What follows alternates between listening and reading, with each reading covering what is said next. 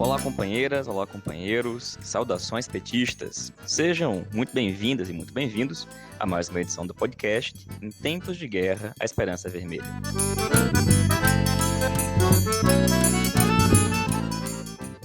Hoje é segunda-feira, dia 2 de novembro.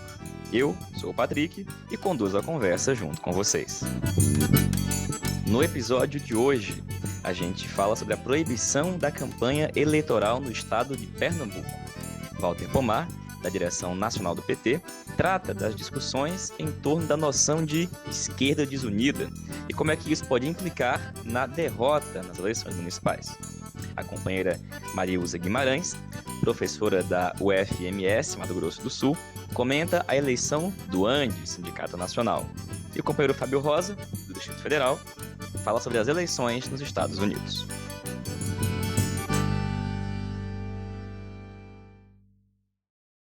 Pessoal, na noite da última quinta-feira, dia 29 de outubro, o Tribunal Regional Eleitoral de Pernambuco proibiu a realização de atividades públicas de campanha em todo o estado. Estão proibidas caminhadas, comícios, bandeiraços e até carreatas.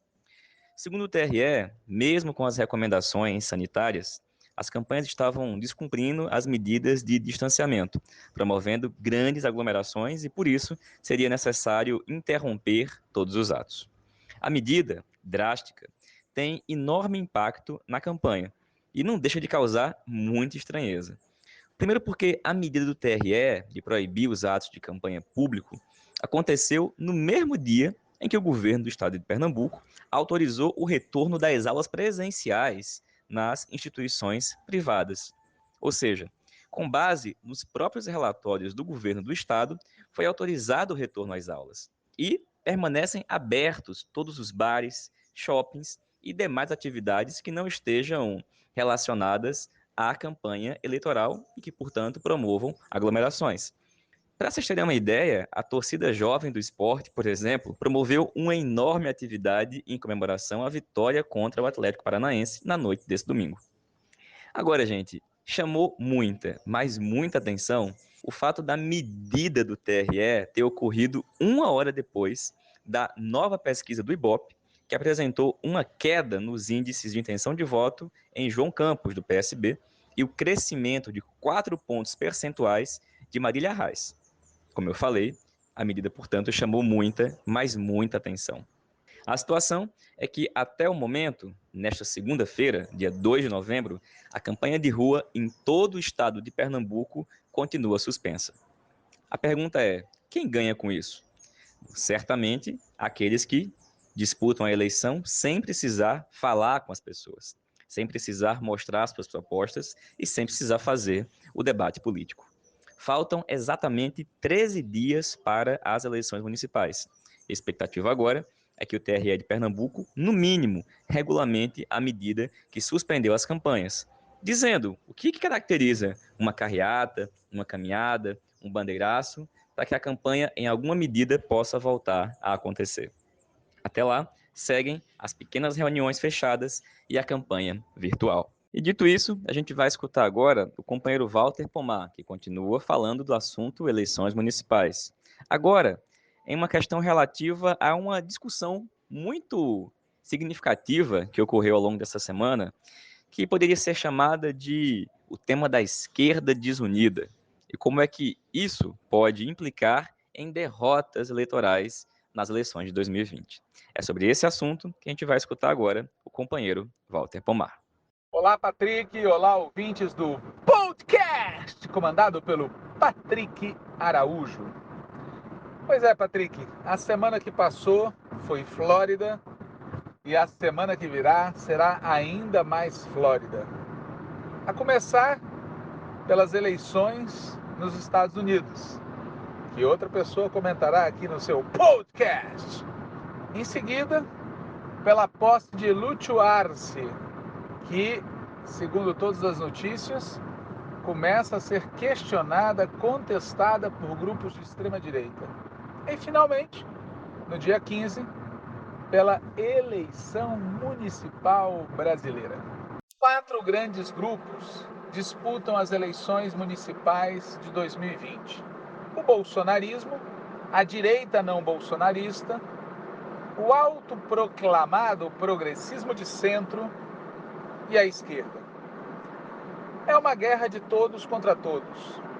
Mas há uma questão que unifica 3 desses grupos: os bolsonaristas, a direita não bolsonarista e o autoproclamado centro progressista fazem de tudo para desmoralizar e para esmagar o Partido dos Trabalhadores. O motivo é muito simples e não tem a ver apenas com as eleições de 2020. É verdade que a imensa maioria das candidaturas de esquerda nas eleições de 2020 foram lançadas pelo PT, que, portanto, derrotando o PT, se derrota também, em alguma medida, a esquerda como um todo.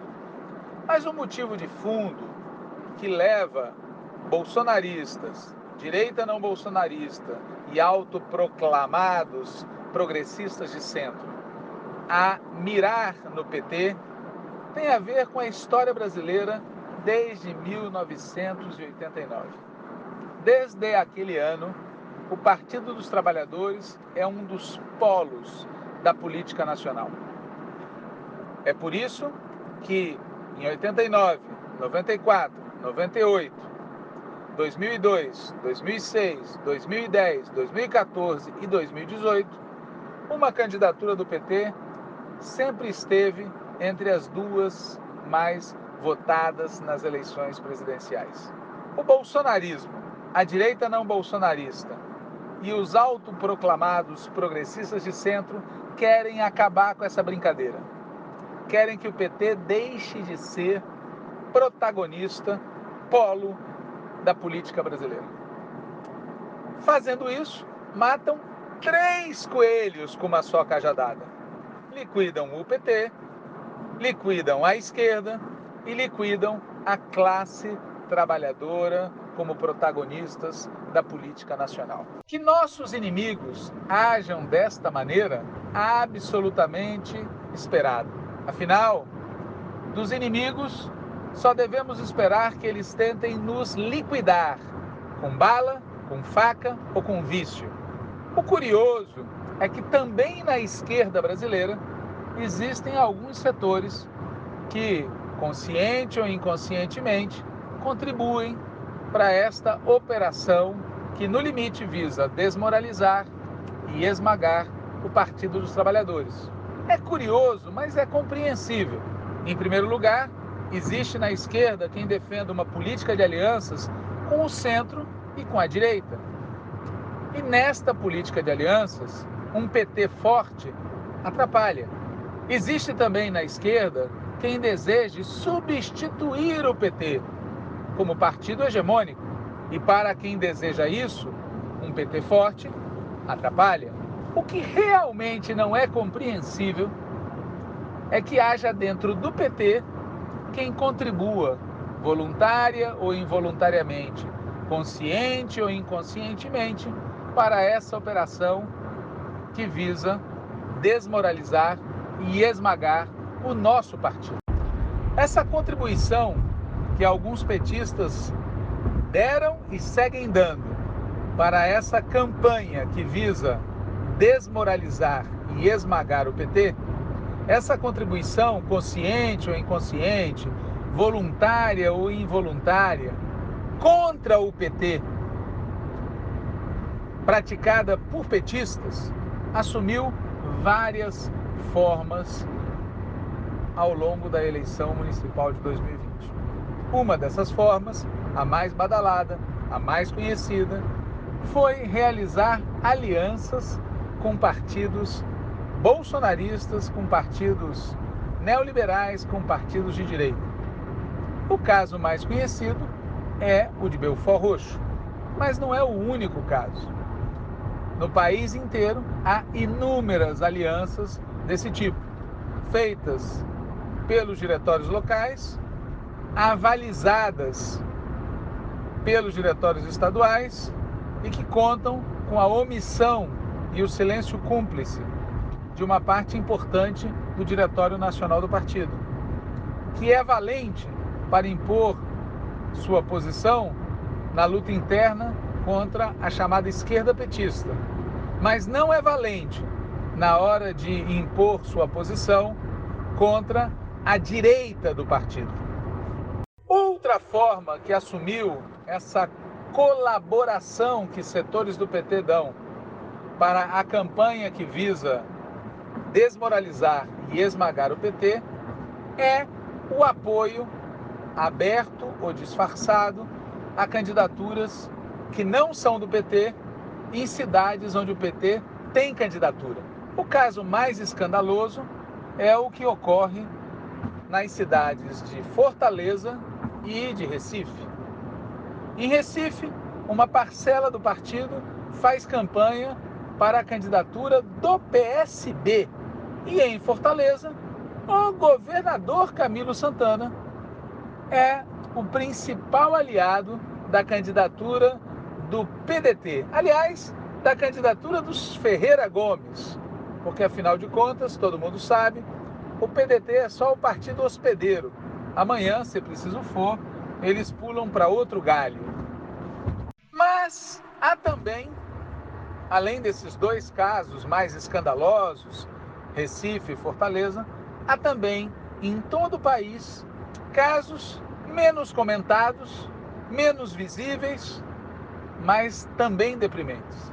Refiro-me a lideranças partidárias, em especial parlamentares federais e estaduais, que saem por aí gravando vídeos de apoio a candidaturas que não são petistas, em cidades onde o PT tem candidatura. Nós temos vídeos do deputado federal Vander Lobé, do Mato Grosso do Sul, por exemplo, fazendo isso. Mas ele não é o único. André Ceciliano, aquele que foi tão importante no apoio ao bolsonarista de Belford Roxo, faz a mesma coisa. E assim muitos outros, contra os quais estamos entrando com pedido de comissão disciplinar de ética. Além da instância partidária que faz aliança com a direita, e além do figurão petista que apoia candidaturas que não são do PT, há um terceiro personagem essencial nessa operação que alguns petistas fazem em prejuízo do próprio partido. Esse terceiro personagem é o formador de opinião, aquela figura que tem uma certa projeção no debate de ideias e que usa esse espaço que em geral foi conquistado com uma ajuda inestimável do próprio PT, para dizer ao partido: você morreu, você está acabado, você está velho, você precisa entender que o seu lugar agora é na terceira fileira. Você precisa abrir mão, você precisa deixar de ser hegemonista e blá blá blá, blá blá blá, blá blá blá. São muitos os formadores de opinião que, filiados ao PT ou próximos ao PT, têm insistido nessa cantilena. Entre esses formadores de opinião, cada cabeça é uma sentença. Mas, por trás de toda essa diversidade, existe um discurso que unifica grande parte deles. Segundo esse discurso, a principal tarefa da esquerda é contribuir para a derrota do fascismo. Para derrotar o fascismo, é preciso a mais ampla unidade. Para construir a mais ampla unidade, é preciso assento naquilo que nos une e deixar de lado aquilo que nos divide. E a construção daquilo que nos une nos leva, bidu, ao centro. E, portanto, a principal tarefa da esquerda é abrir mão das posições que conquistou até hoje em favor das posições de centro, que seriam aquelas mais capazes de derrotar o fascismo. Essa narrativa, esse discurso, unifica grande parte dos chamados formadores de opinião, que têm, nas últimas semanas, contribuído voluntária ou involuntariamente, para a campanha que visa desmoralizar e esmagar o PT. Qual é o problema que existe nessa narrativa que nós sintetizamos antes? Existem 4 problemas. O primeiro problema é o foco exclusivo no bolsonarismo, perdendo de vista que o bolsonarismo não é a única expressão política que nos ameaça. Não é a única derivada do giro feito pela classe dominante brasileira depois da crise de 2008. O bolsonarismo neofascista, sem dúvida, é um inimigo fundamental, mas ele não é o único setor que aplica uma política que nos leva ao extremismo de direita e nos leva ao ultraliberalismo econômico. Foco exclusivo no bolsonarismo pode nos levar, já está nos levando em alguns casos, a passar o pano em setores tão de direita quanto, mas apenas menos esplendorosos e bombásticos. O segundo problema é que não se deve pedir peras a los olmos. O centro progressista autoproclamado não é capaz de derrotar a direita. E o motivo é muito simples. Em momentos de polarização, como nós estamos vivendo, os extremos se fortalecem e o centro se esvazia. Para derrotar a direita, o centro precisaria assumir posições programáticas e políticas à esquerda. E o que nós estamos vendo é exatamente o contrário. É ver o chamado centro progressista capitulando as posições programáticas e políticas da direita. O terceiro problema é que essa política, segundo a qual a esquerda deve abrir caminho para o centro, tem efeitos estratégicos desastrosos, pois está provado e comprovado que foi pela esquerda que o Brasil conseguiu avançar desde os anos 80. Enfraquecer a esquerda é fortalecer todos os fatores conservadores que são tão característicos da política, da sociedade, da economia e da cultura de nosso país. E por fim, o quarto, mas principal problema é que esta maneira de pensar a política, que coloca o foco nos acordos por cima, tira de cena a principal força capaz de derrotar a direita e a classe dominante em nosso país, que é a ação autônoma da classe trabalhadora. Não temos dúvida alguma das boas intenções que movem a maioria desses formadores de opinião. Porém, de boas intenções, o inferno está repleto. E o fato é que, levando à prática o que a maioria deles defende, o resultado será o oposto do que eles objetivam.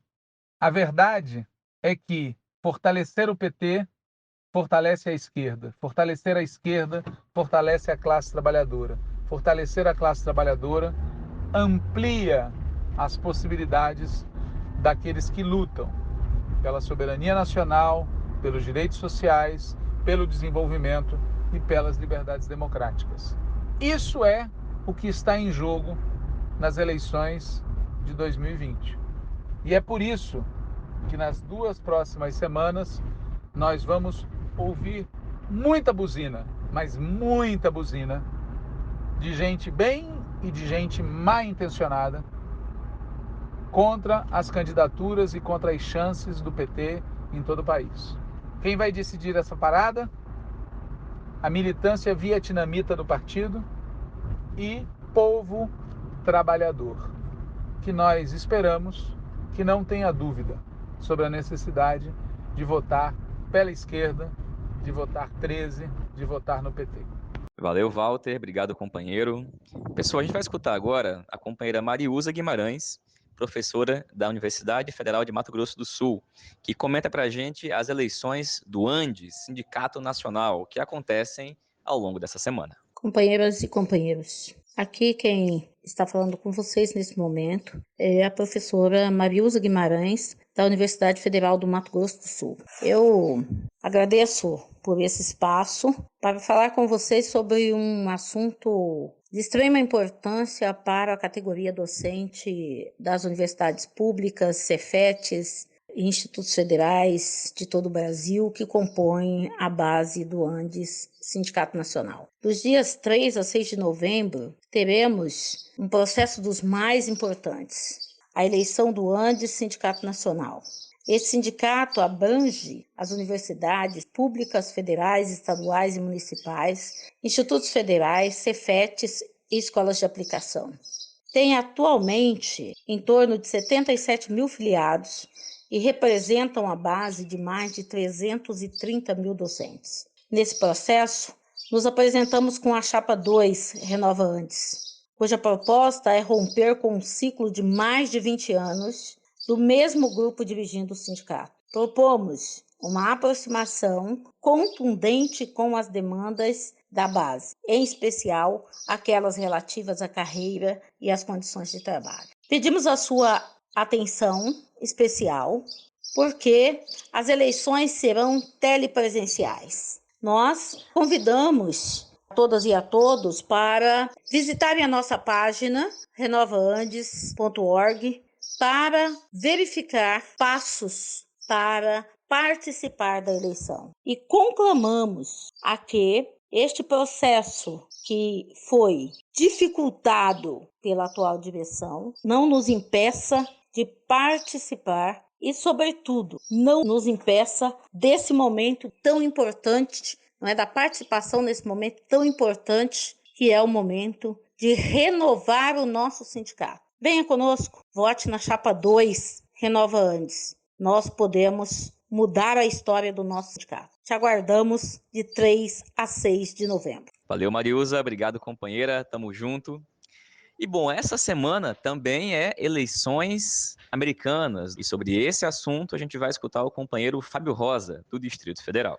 Olá, Patrick. Olá, ouvintes do podcast. Eu sou Fábio Rosa, militante da articulação de esquerda aqui no Distrito Federal. E hoje a gente vai falar um pouco sobre as eleições presidenciais nos Estados Unidos, que devem ocorrer aí amanhã.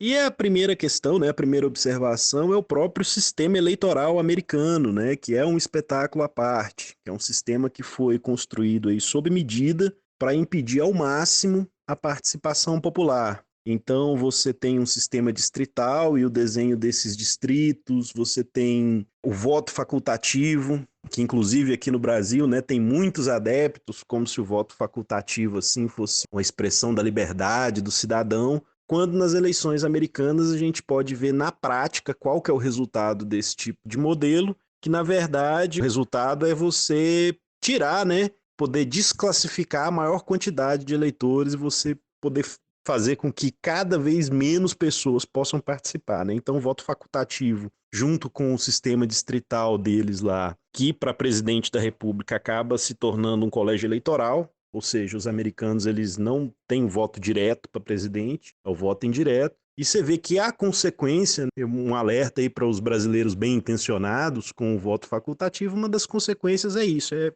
fazer com que se possa impedir um grande número de pessoas participem das eleições, facilitando a vida, obviamente, dos conservadores e dos reacionários. Ao longo desse ano de 2020, nós tivemos um enfraquecimento do Donald Trump, sobretudo a partir da forte mobilização social que aconteceu nos Estados Unidos, com um conteúdo antirracista, e com reivindicações por melhor distribuição das riquezas, por políticas sociais, envolvendo várias contradições do capitalismo norte-americano, da desigualdade daquela sociedade, da assistência à saúde, dos empréstimos estudantis, financiamento imobiliário. Então, assim, durante esse ano de 2020, a gente teve muita mobilização social nos Estados Unidos, de forte conteúdo antirracista e com essa pauta de mais direitos, de mais políticas sociais. Tivemos essa demanda. também houve um enfraquecimento do Trump a partir da gestão que ocorreu